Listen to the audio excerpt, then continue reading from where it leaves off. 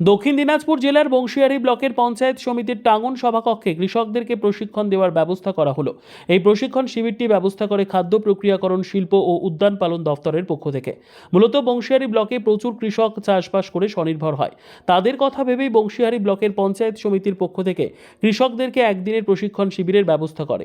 এদিন উপস্থিত ছিলেন বংশিয়ারি ব্লকের বিডিও সুব্রত বল, পঞ্চায়েত সমিতির সভাপতি গণেশ প্রসাদ, দক্ষিণ দিনাজপুর জেলা উদ্যান পালন দফতরের আধিকারিক অপর্ণা সরকার প্রমুখ। একদিনের এই প্রশিক্ষণ শিবিরে কৃষকরা কিভাবে তাদের জমিতে রাসায়নিক সার বর্জন করে জৈব সার ব্যবহার করে জমিতে আরও ভালোভাবে চাষ করতে পারবে এবং বেশি পরিমাণ লাভ করে অর্থ উপার্জন করতে পারবে, সেই বিষয় নিয়ে আলোচনা শিবিরের ব্যবস্থা করা হয়। এই প্রশিক্ষণ শিবিরে মোট 50 জন কৃষক অংশগ্রহণ করে। প্রত্যেক কৃষককে উদ্যান পালন দফতরের পক্ষ থেকে কৃষিতে ব্যবহার করবার বিভিন্ন জৈব সার সহ বিভিন্ন জিনিস তুলে দেওয়া হয়। এ বিষয়ে বংশিয়ারি ব্লকের পঞ্চায়েত সমিতির সভাপতি গণেশ প্রসাদ জানান এবং বংশিয়ারি ব্লকের বিডিও সুব্রত বল জানান।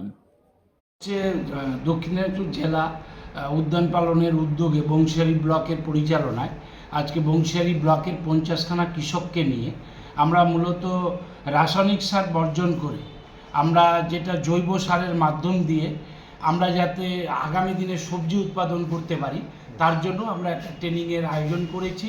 মূলত এই ট্রেনিংটা আমরা এই জন্যই করাচ্ছি, যারা অ্যাকচুয়ালি সবজি উৎপাদন করেন আমাদের 4টা জিপির সাধারণ কৃষকরা, তাদেরকেই মূলত এখানে নিয়ে এসে আমরা এই ট্রেনিংগুলো করালাম।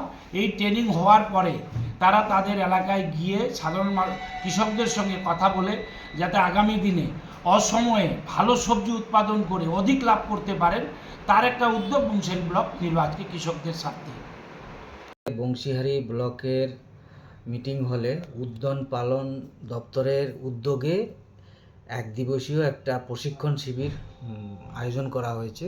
এখানে জেলার এবং সাব ডিভিশন লেভেলের উদ্যান পালন আধিকারিক এবং ট্রেনার ওনারা এই ব্লকের বিভিন্ন যারা উদ্যান পালন করতে ইচ্ছুক এরকম কিছু বেনিফিশিয়ারি এই ট্রেনিংটা নিচ্ছে, এটারই আয়োজন করা হয়েছে।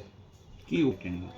এই ট্রেনিংটা নিলে ওরা অল্প সময়ে কিভাবে বৈজ্ঞানিক পদ্ধতিতে ফসল ফলাতে পারবে, সবজি ফলাতে পারবে।